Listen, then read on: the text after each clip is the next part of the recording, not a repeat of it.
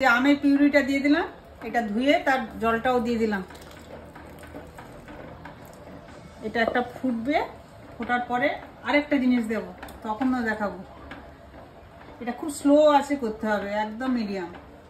দেখো গ্যাসটা একদম মিডিয়ামে আছে, দেখি দাও গ্যাসটা একদম মিডিয়ামে আছে।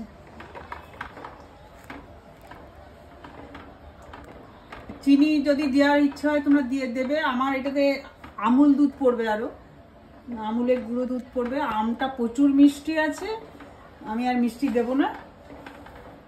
এটা এখন আর একটু হোক, তারপর তোমাদেরকে দেখাচ্ছি। এই যে একদম এটা কমে এসছে। এবার আমি এই যে আমুল দুধটা একটুখানি জল দিয়ে মিক্সিতে ফাটিয়ে নিয়েছি, নাহলে চাকা চাকা হয়ে যায়। দুধটা আস্তে আস্তে ঢালতে থাকবে।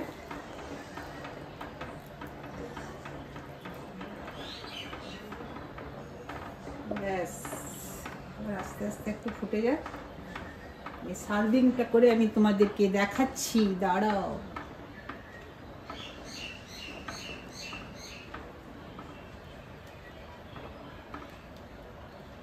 টেস্টি হবে না?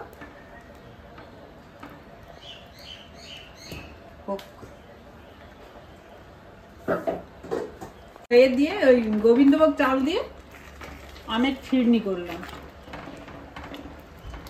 ব্যাস আমার কমপ্লিট হয়ে গেছে। এবার স্ট্যান্ডিং একটা টাইম দিতে হবে ঠান্ডা হওয়ার জন্য।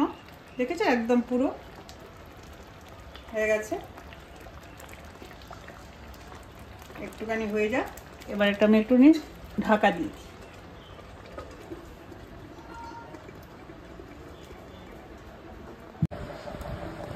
এই দেখো ঠান্ডা হবে, তারপরে ফ্রিজে ঢোকাবো, তারপরে সব খাওয়া হবে। আমের ফিরনি এভাবে বানাবে, দেখাবে, খুব ভালো লাগবে। আম সবসময় চুষে চুষে খেতে হবে তার তো কোনো মানে নেই, আর এমনি খেতে হবে তার মানে। পিউরিটা করে খাবে, পরোটা লুচির সাথে ভীষণ ভালো লাগে। তারপরে ফিরনি করে খাবে।